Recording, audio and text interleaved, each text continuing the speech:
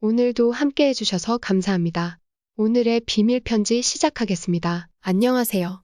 결혼 3년 차에 접어든 부부입니다. 남편은 직장 동료 소개로 만났는데 사람 성격도 좋고 공기업에 다녀 직장도 확실하다며 소개해줬고 1년 정도 연애 후 결혼했습니다. 연애 때는 좋은 점만 보이고 저한테도 자상하게 잘해주니 오히려 제가 부족한 사람이라는 생각이 들 정도였죠. 저는 서울에서 전문대를 졸업했고 남편은 4년제를 졸업했습니다. 처음에 시댁에 인사하러 갔을 때 시어머님께서는 전문대 나왔다고? 요즘 시대가 어느 때인데 전문대야? 라며 못마땅해 하셨어요. 그때는 제가 그 사람에 비해 부족하다는 생각이 많았으니 어머님께서 저를 부족하다고 느끼실 수 있다고 생각했습니다. 그리고 상견례 자리에서도 어머님께서는 우리 아들 4년제 졸업하는 동안 뒷바라지 한 게 얼만데. 솔직히 우리 아들 대기업 다닌다는 집에서도 선자리 많이 들어왔는데 아쉬워도 뭐 지들이 좋다니 할 수 있나? 하며 대놓고 저를 무시했습니다. 저희 부모님께서도 기분이 상하셨겠지만 딸이 좋다니 그저 낮은 자세로 시댁에서 요구하는 것들을 대부분 들어주셨고 저희 집은 서울인데 시댁이 지방이라 지방에서 결혼해야 한다고 우기시는 탓에 그분들 모시고 오는 전세버스부터 음식비까지 다 드리는 조건으로 서울에서 결혼을 했습니다. 결혼을 준비하는 과정에서 집을 알아보는데 저는 전세부터 시작하자고 했지만 남편은 대출을 받아서라도 집을 사자고 했죠. 자기는 지금 사놓은 땅에 소송 문제가 있어서 자기 명의로는 대출이 어려울 거라고 어차피 결혼하면 자기가 갚는 거 아니냐며 제 명의로 대출 받자고 했습니다.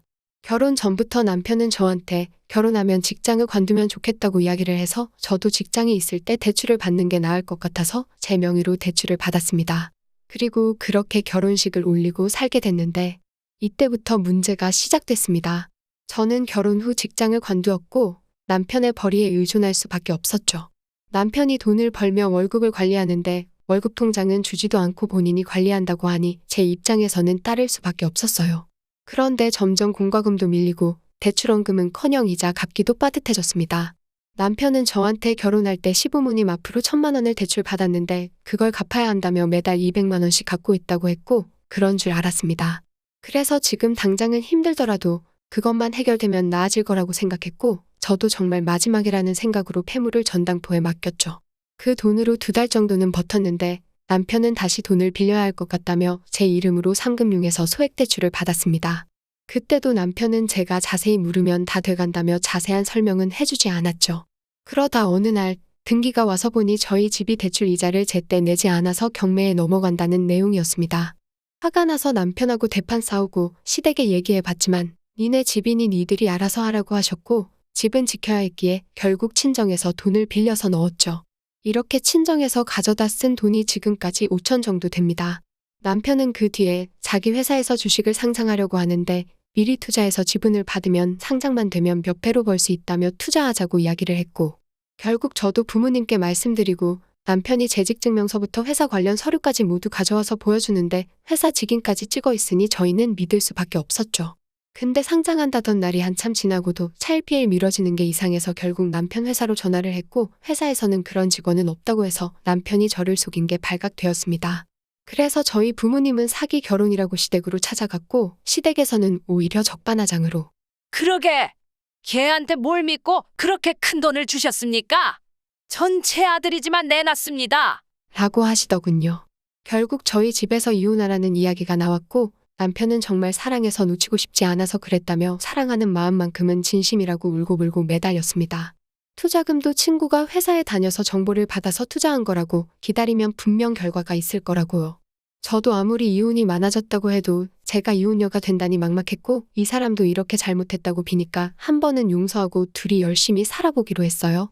그런데 사람 고쳐 쓰는 거 아니라더니 남편은 결혼 전부터 자기가 투자 목적으로 사놓은 땅이 있다. 개발 때문에 지금 소송 중이라며 이야기했었고 이 문제 때문에 본인 이름으로 대출이 어렵다고 했었죠. 그러면서 이 땅이 개발 제한만 풀리면 보상받아서 어쩌고 하면서 이야기를 했는데 알고 보니 그 땅을 남편 혼자 산 것도 아니고 몇 명이 공동 명의로 산 땅이라 그것 때문에 소송 중인 상황이었습니다. 그러면서 그 소송을 하려면 비용이 필요하다고 등기부등본부터 서류들을 가져와 보여주며 소송 비용이 필요하다고 이야기했고 저는 그나마 남은 땅이라도 지키고 싶다는 생각에 친정에서 돈을 빌렸죠. 그러면서 남편은 소송 준비로 바쁘다. 땅 보상금 나오면 먹고 사는 걱정 없다며 직장도 관뒀고요. 하지만 소송은 답도 없고 결국 집 대출을 감당할 수 없는 상황이 돼서 저희는 집을 나왔고 저는 친정으로 남편은 시댁으로 가서 지내게 되었습니다.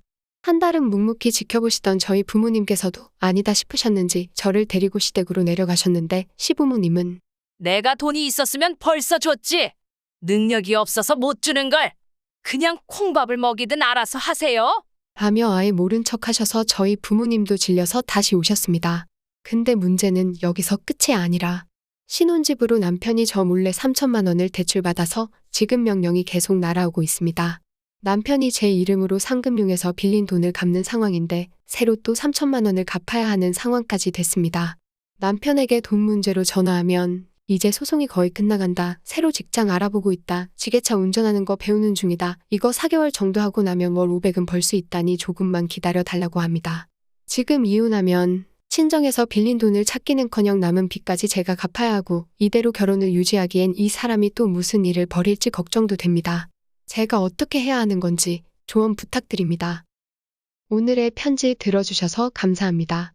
많은 댓글로 여러분의 의견을 남겨주세요.